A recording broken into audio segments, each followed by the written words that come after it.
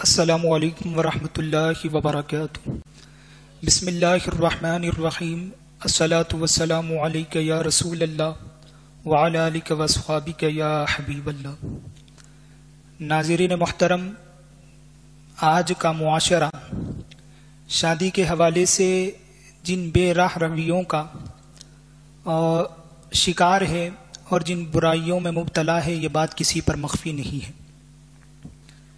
جبکہ اسلام نے ہمیں نکاح کا پاکیزہ اور ستھرا نظام عطا فرمایا جو اچھے معاشرے اور سماج کے لیے تخم کی حیثیت رکھتا ہے۔ لیکن افسوس، صد افسوس، مسلمان نکاح کے حوالے سے اسلامی تعلیمات کو بالکل بھلا چکے، نسیم منسیہ کر چکے ہیں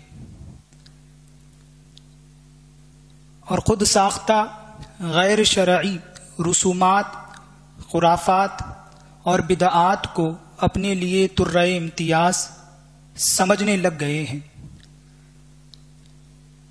جس کے نتیجے میں نکاح مشکل سے مشکل تر ہو گیا اور زنا عام سے عام تر ہو گیا۔ ناظرین محترم، جبکہ نکاح شادی خانہ آبادی کا ذریعہ ہے، لیکن لوگوں نے اس کو بربادی کا عنوان بنا دیا۔ ہر طرح کی برائی شادی کے نام پر، نکاح کے نام پر آج ہمارے معاشرے میں، سماج میں پائی جاتی ہے، جس کی وجہ سے ہر برائی پھیل رہی ہے، زنا عام ہو رہا ہے اور بد اخلاقی پروان چڑھ رہی ہے۔ ہم تمام مسلمانوں پر لازم ہے کہ ان برائیوں کا سد باب کرنے کے لیے، ان برائیوں کی روک تھام کرنے کے لیے اسلامی اصول کے مطابق، شریعت کے مطلوبہ طریقے کے مطابق نکاح کرنے کو عام کرے، اور احادیث شریفہ کی روشنی میں جو اصول حبیب پاک علیہ الصلاۃ والسلام نے نکاح کے حوالے سے، شادی کے حوالے سے ہمیں عطا فرمائے، اس پر عمل کیا جائے۔ چنانچہ میں آپ کی خدمت میں چند اصول بیان کروں گا۔ حدیث پاک میں حبیب پاک علیہ الصلاۃ والسلام نے نکاح کے حوالے سے اپنی امت کو جو تعلیم عطا فرمائی، اس میں ایک تعلیم یہ ہے کہ نکاح کرنے میں تاخیر نہ کرے۔ حبیب پاک علیہ الصلاۃ والسلام کی عادت شریفہ تھی، جب کسی نوجوان سے ملاقات کرتے تو اس سے سب سے پہلا سوال یہ کرتے کہ آپ نے نکاح کر لیا ہے یا نہیں۔ اگر جواب نہ میں ہوتا تو حبیب پاک علیہ الصلاۃ والسلام نکاح کرنے کی ترغیب دیتے اور جلد سے جلد نکاح کرنے کی ترغیب دیتے۔ حاضرین محترم، حدیث پاک میں نکاح کو آدھا دین کہا گیا، نکاح کو آدھا دین کہا گیا۔ اس حدیث پاک کی شرح میں علماء کہتے ہیں کیونکہ شیطان کا اصل مرکز پیٹ اور شرمگاہ ہے، جو نکاح کی وجہ سے شیطان کے لیے اس کے ذریعے حملہ کرنا مشکل ہو جاتا ہے، تو اسی وجہ سے نکاح کو آدھا دین قرار دیا گیا۔ حاضرین محترم، حبیب پاک علیہ الصلاۃ والسلام نے نکاح کے اصولوں میں، نکاح کے حوالے سے جو امت کو تعلیم دی کہ لڑکا بھی دیندار ہو اور لڑکی بھی دیندار ہو۔ چنانچہ حبیب پاک علیہ الصلاۃ والسلام نے ارشاد فرمایا، عورت سے 4 وجوہات کی وجہ سے نکاح کرنا چاہیے۔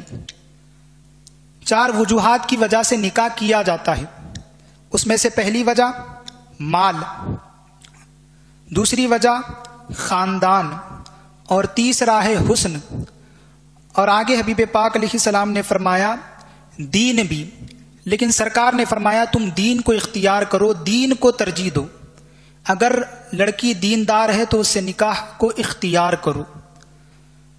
تو 4 وجوہات میں حبیب پاک علیہ الصلاۃ والسلام نے جس چیز کو ترجیح دینے کا حکم بیان فرمایا وہ ہے دینداری۔ اسی طرح جس طرح لڑکی کا دیندار ہونا ضروری ہے، بالکل اسی طرح لڑکے کا بھی دیندار ہونا ضروری ہے۔ سب سے پہلے دینداری کو ترجیح دی جائے۔ اس کے علاوہ حبیب پاک علیہ الصلاۃ والسلام نے نکاح کو آسان کرنے کی تعلیم دی. نکاح کو مشکل نہ بنائے بلکہ آسان کیا جائے. آج جہیز کے نام پر، غیر شرعی رسومات کے نام پر، تحفے تحائف کے نام پر، نیتوں کے نام پر نکاح کو اتنا مشکل کر دیا گیا ہے کہ آج کے دور میں نکاح کرنا مطلب ایک بہت بڑی بات ہے. عام لوگوں کے لیے مشکل سے مشکل تر ہو گیا نکاح کرنا. وجہ کیا ہے؟ بس غیر شرعی رسومات، خرافات اور بدعات ہیں، جس کی وجہ سے نکاح سے برکت بھی ختم ہوتے جا رہی ہے. اور یہی غیر شرعی اعمال آگے مستقبل میں جھگڑوں کی وجہ بھی بنتے ہیں، جس کی وجہ سے رشتے ٹوٹ جانے کی بھی نوبت آن پڑتی ہے. حاضرین محترم، نکاح میں برکت کیسے پیدا ہوتی ہے؟ حبیب پاک علیہ الصلوۃ والسلام نے ارشاد فرمایا، مسند امام احمد کی حدیث پاک ہے، حبیب پاک علیہ الصلوۃ والسلام نے ارشاد فرمایا، بڑی برکت والا نکاح وہ ہے جس میں بوجھ کم ہو. اس حدیث پاک کی شرح میں علماء نے بیان فرمایا، کلمہ نہایت جامع ہے. یہ حبیب پاک نے جو کلمات بیان فرمائے وہ نہایت ہی جامع ہیں. کم کلمات میں حبیب پاک علیہ الصلوۃ والسلام نے کئی مسائل کو حل فرما دیا. یعنی جس نکاح میں فریقین پر کم خرچ ہو، یعنی ان سے کم خرچ کروایا جائے. آگے بیان فرماتے ہیں، جہیز بھی بالکل معمولی ہو اور مہر بھی زیادہ نہ ہو، اور اسی طرح اس قدر نکاح پر خرچ نہ کیا جائے کہ فریقین میں سے کوئی ایک مقروض ہو جائے. حبیب پاک علیہ الصلوۃ والسلام نے چند کلمات میں نکاح کے حوالے سے ایسی تعلیم عطا فرمائی کہ اگر آج مسلمان اس پر عمل کر لے تو فریقین میں سے کوئی بھی مقروض نہیں ہوگا.